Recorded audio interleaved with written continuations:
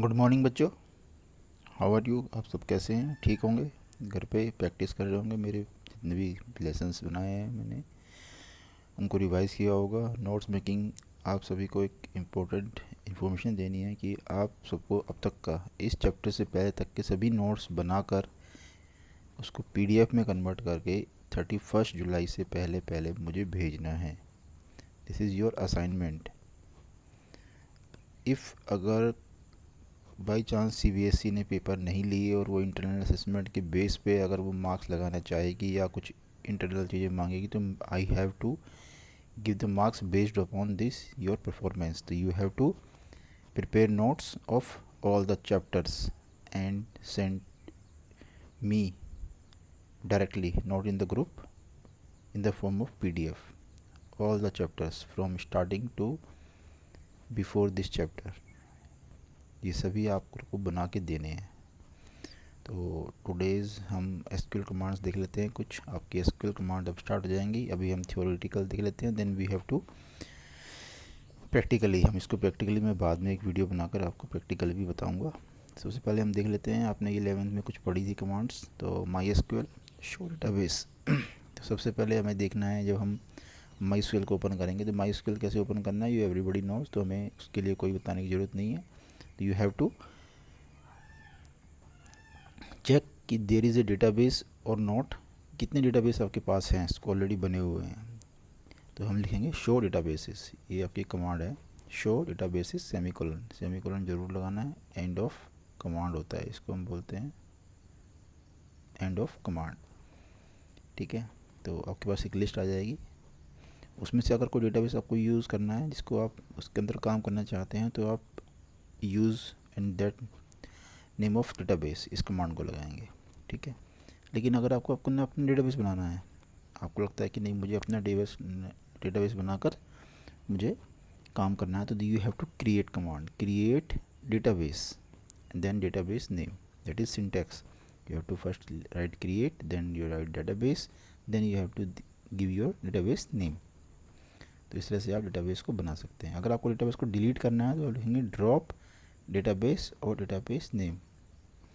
ऐसे ही टेबल के लिए भी होता है, ड्रॉप टेबल और टेबल नेम। टेबल को क्रिएट करने के लिए भी क्रिएट होता है, लेकिन यहाँ पर हम क्या लिखते हैं, क्रिएट टेबल। ठीक है, there is command for creating and dropping the database.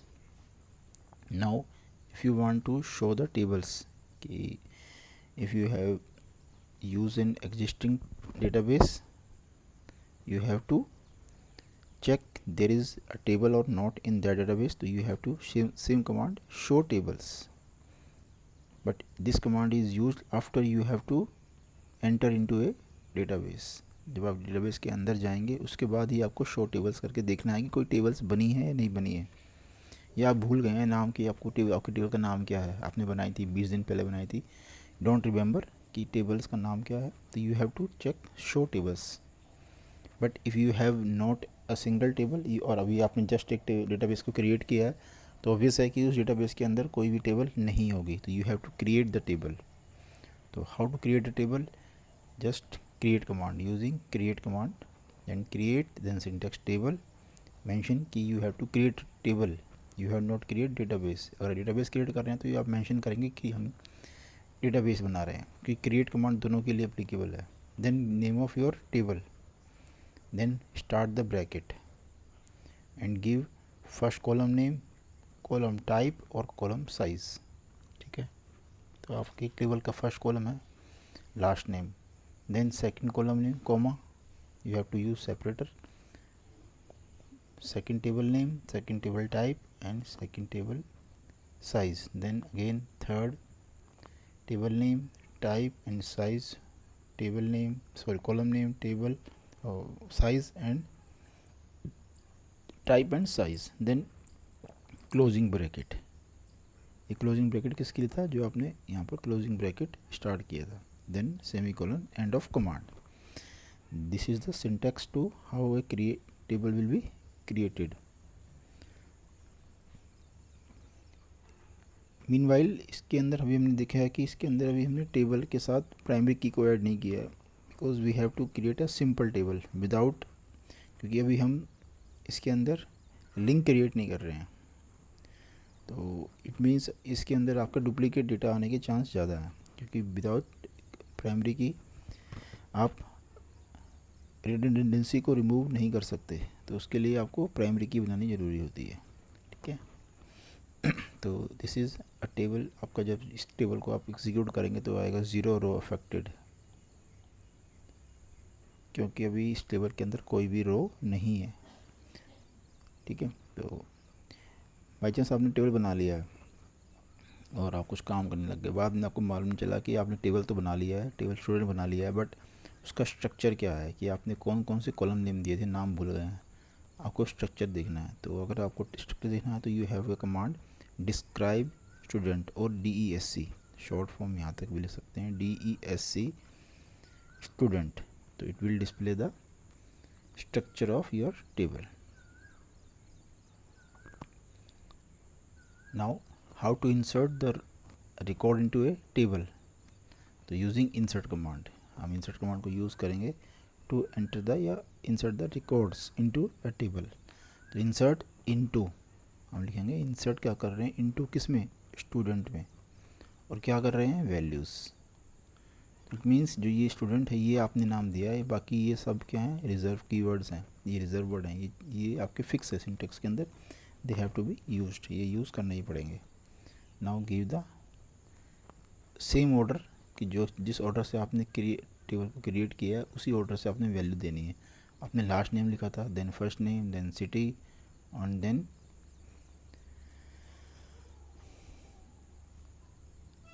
आपने क्या बनाया था, इसका क्लास, तो यहाँ पर ये क्लास है। ठीक है, तो इसी ऑर्डर में आप कितने भी रिकॉर्ड इंसर्ट कर सकते हैं, सेम हर रिकॉर्ड के लिए आपको एक कमांड लिखनी पड़ेगी, इंसर्ट इनटू। ठीक है,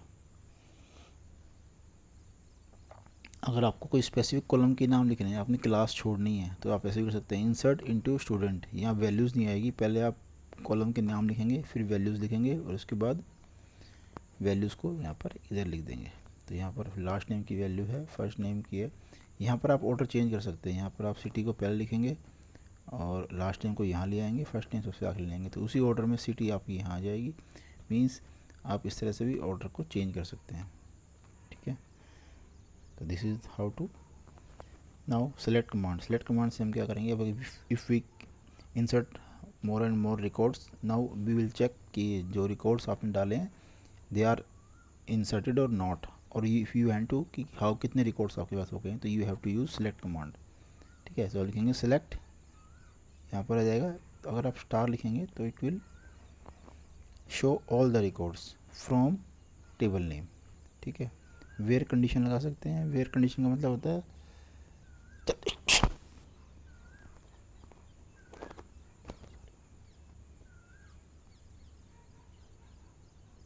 कंडीशंस आप यहाँ लगाएंगे, तो फ्रॉम टेबल वेयर कंडीशन के साथ आप कुछ भी लगा सकते हैं। तो यहाँ कंडीशन के साथ आप डिफरेंट टाइप ऑफ ऑपरेटर लगा सकते हैं जो हम ऑलरेडी पढ़े हुए हैं डिफरेंट। तो जैसे आप सिंपल कमांड दिखेंगे सेलेक्ट स्टार फ्रॉम स्टूडेंट, तो इट मीन्स एक सिंपल ऑल द जितने भी रिकॉर्ड्स आपकी टेबल के अंदर है, all the record will be displayed.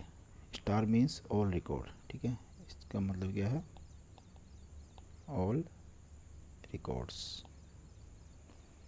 तो आज के लिए सिर्फ इतना ही काफ़ी है। यू हैव टू, आपने ये कमांड देखनी है, अच्छे से समझनी है, इसके भी नोट्स बनाने हैं आपने, and prepare for your upcoming examination. तो आप अपनी तैयारी कर लेनी है। ठीक है, any problem you have to call me. Thank you.